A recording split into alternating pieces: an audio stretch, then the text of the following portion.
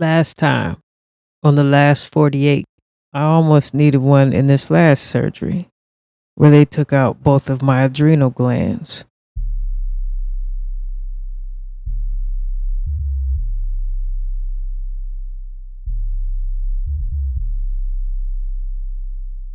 I have ovaries. I started bleeding when I was 9. I'm female. I'm woman. And my sexuality has nothing to do with my gender. My sexuality has nothing to do with whether I'm masculine or feminine. And the crazy thing is, when I was born in the 70s, they would have called me, well, they did call me a hermaphrodite. Now, all of a sudden, that word doesn't even exist anymore. I always remember being in health class when they would put on the film and they teach you about what's going on with your body. Every time they'd say, oh, well, there's a hermaphrodite, I would just start cracking up. I couldn't stop laughing. I thought it was the funniest shit. Which brings me to the thought of why it is they don't use hermaphrodite anymore. It is impossible to have two genders on one body. The way that we confuse ourselves is the genitalia, right? It's easy to see a baby and say, hey, well, look, that's a male, that's a female. I'm making this podcast for people who were born like me. I'm making this podcast not for entertainment, but to talk to people who were born like me, which in the near future will be many more. To say someone is a hermaphrodite is to say that they have male genitalia and female genitalia, which can't be true. Not at birth. It might be something a person does as they get older, but I don't know too many dudes that want to cut their balls off. And how's a woman gonna grow a penis? It's not gonna happen. No matter how many steroids you choose to take to get you some testosterone, no matter how much estrogen you're gonna add to your body, that's not gonna get you a vagina. Look, you guys, I say this to you as a person who has to take corticosteroids every day of my life. Not by choice, but in order to live, in order to survive. And these corticosteroids, they have side effects that you normal people don't get to experience unless it's in your DNA. I have to take these pills so I can wake up and be grateful that I get to see a blue sky, or to see the rain fall from the sky, or to say, damn, it's hot out here today. I wish it was a little warmer, but what's coming to me soon and very soon, I don't want to live to see. I don't want to go through osteoporosis. I don't want to go blind. I don't want to deal with things I have to deal with because I have no choice. And it's baffling to me that people will go ahead and take these medications just so they can become something they can never become. Yes, it's your life and it is your choice. But I am telling you, as a person who has to take these pills every day, I don't like this shit fucking with my mind. I don't like dealing with this shit, but I will, because I'm not doing this for myself. I'm doing this for somebody who is already on this earth, who is already suffering. This is not a podcast for me to get rich on. This is not a podcast for me to make into a movie. Most of us who are born like me, we don't even want to be known within the masses. But after reading an article from Ontario, California, about these two parents who had a child that was born like me, and they couldn't find somebody like me. They couldn't find somebody like their child. It is my obligation to give them understanding of what it is they're going to deal with and to help their child find alternative methods to dealing with certain situations. When I was young, I had an early growth spurt. And once my dad got sole custody of me, he took me to the doctor that was with me at my birth. And this woman took good care of me. And she never lied to me. She always told me the truth. She said, "Kiddo, you're going to stop growing in the 5th grade." Sadly, she was right. And I stopped growing when I was in the 5th grade, 10 years old. The cool thing was that's when I started my basketball career playing in the gym. One Saturday, my dad took me to the park where he played every Sunday. And that's where I met the tallest, nicest basketball player. For whatever strange reason, I thought I was going to play on that team right there in front of me. The Saturday prior, my parents took me to try out for the basketball team at the rec in Long Beach. And halfway through the game, my parents dragged me out the gym. I found out years later the reason why they did that. They said those girls were laughing at me. Ha ha ha. I couldn't ball, huh? I don't remember seeing none of y'all faces on the court at Victoria Park. All those young ladies were in high school. I was still in elementary. This one tall lady, she stood out, and I looked at my dad who was standing next to me, and I said, "Hey, Dad, that lady's very tall." He told me who she was and what high school she went to. This woman was legendary growing up. Wound up winning a few gold medals with her name hanging up in the rafters at the Staples Center. She never blocked my shot. She never wanted to kill my confidence. And turns out she's one of the game's greats.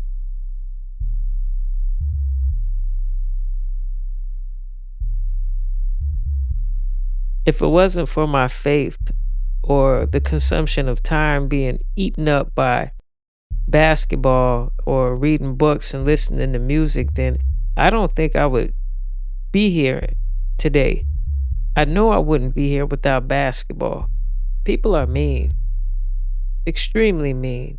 And had I not come across some of the people that I met in my life, yeah, life would have been extremely difficult. It was also nice that I had 3 parents, because one parent was embarrassed by me out in public, while the other 2 stood solid and always stood by me and gave me positive affirmations. This is not to say that the parent who gets embarrassed by me in public doesn't love me, because I know she does. She tells me all the time. Matter of fact, she would tell me every day, "I love you. I love you.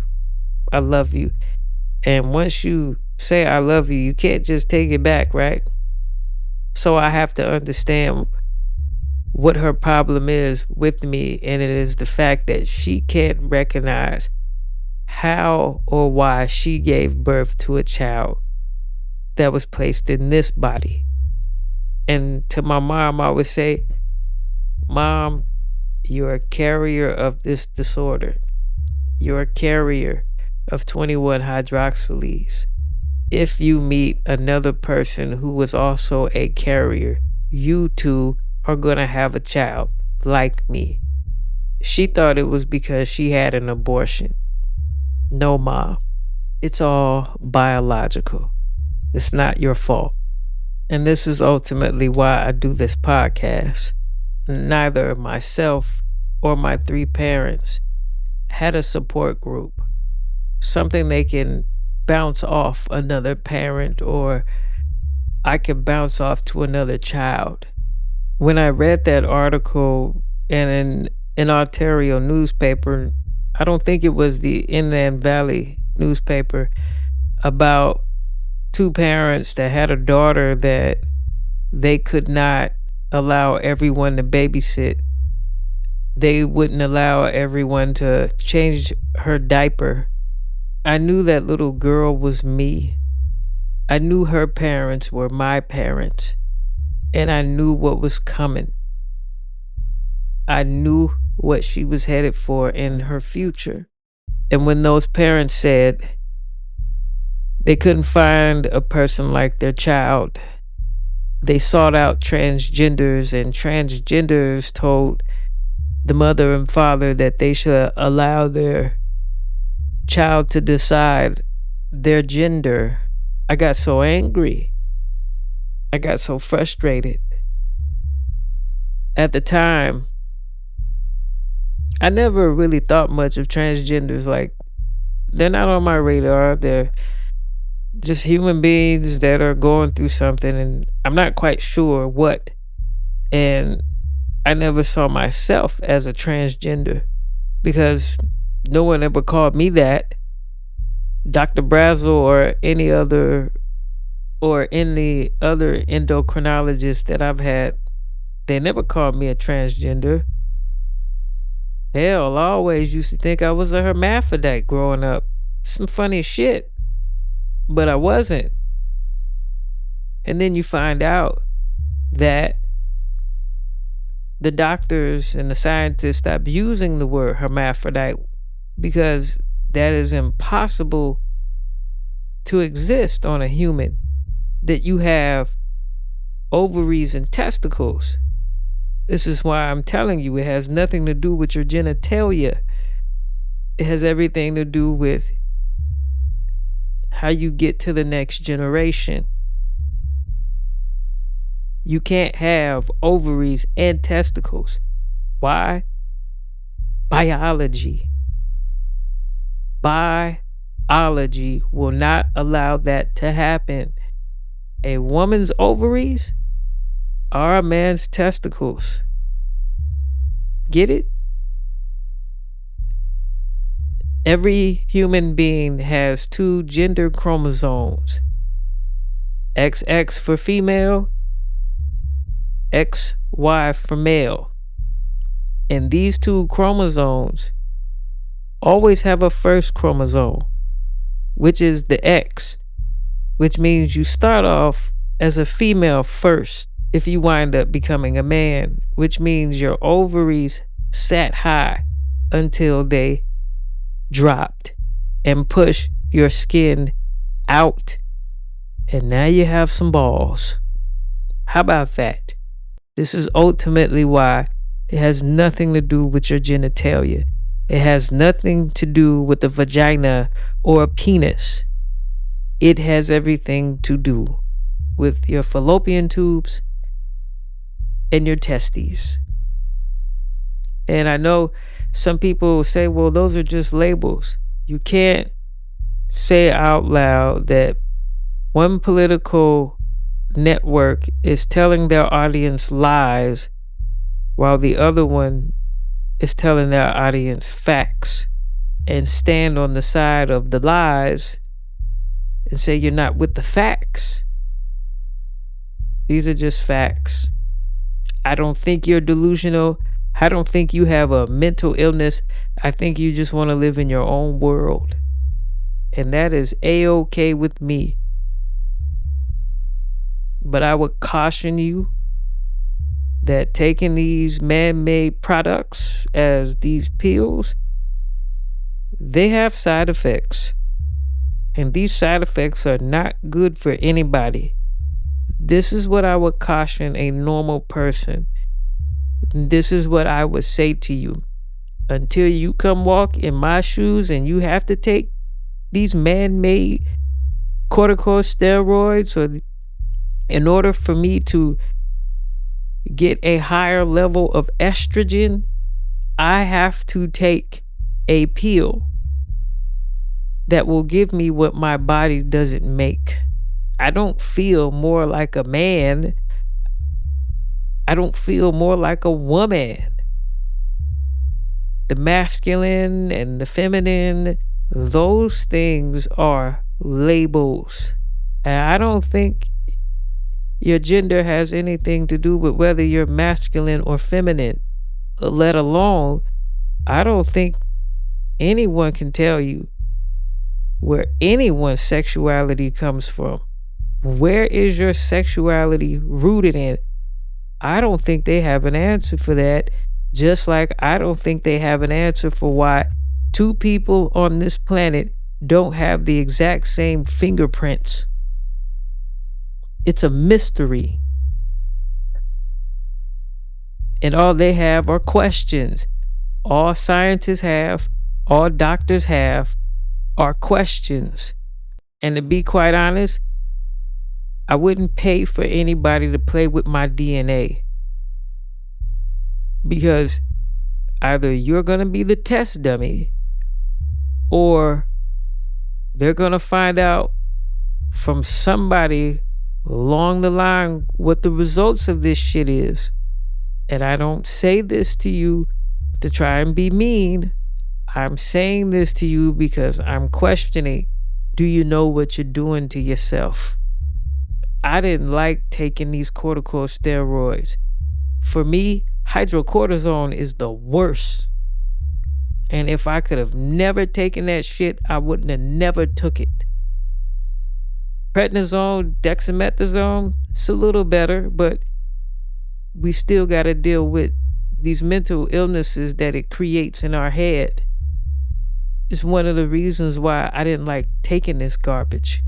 See, transgenders, they can go ahead and they can have a support group, just like a drug addict can have a support group, or an alcoholic, or somebody who's a sex fiend, or whatever thing that you can identify with that's causing something. You can have a support group for that.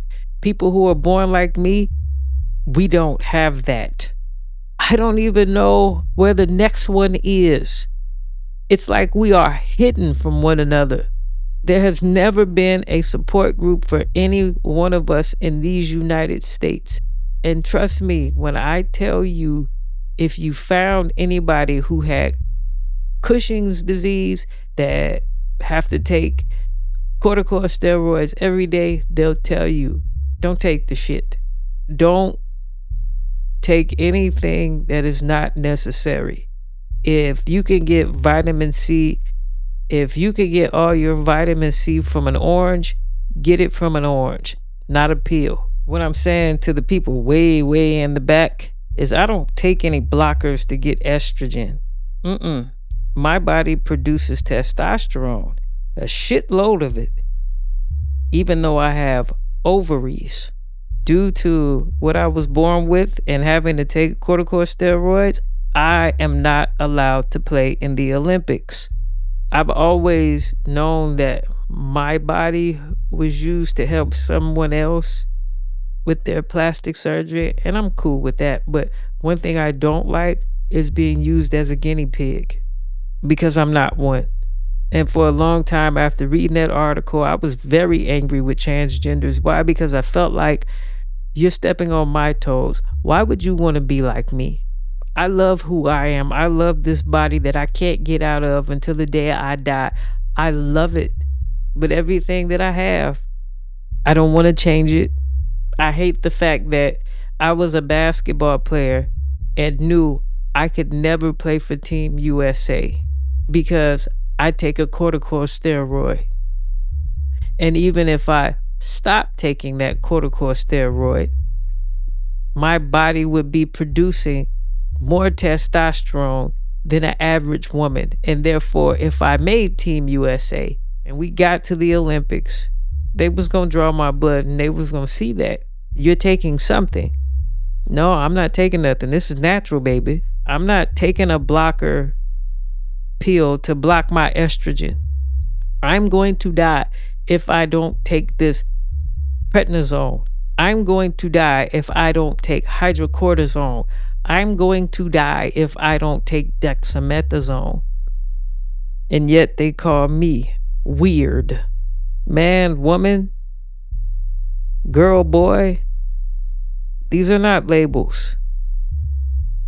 These are identifiers of how you get to your next generation.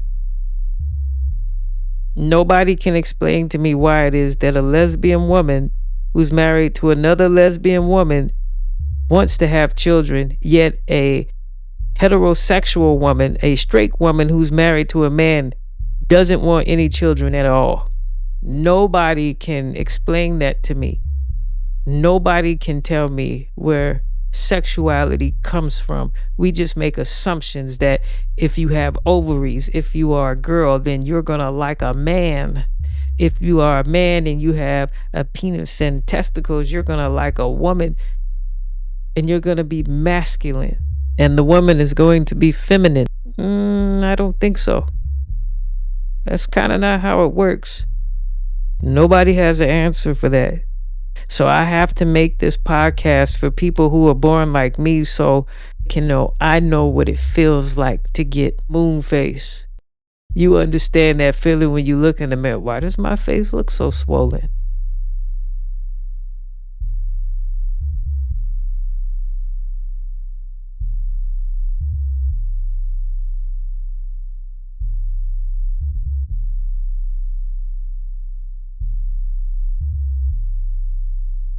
A gray look to it. And no matter how much moisturizer or oil or cream you put on your face, it still looks gray, and you're a black person. Next time on The Last 48, Sweet 16. This episode was written by me. It was recorded by me. Executive produced by me. Who am I? Kadea for Fetch Productions.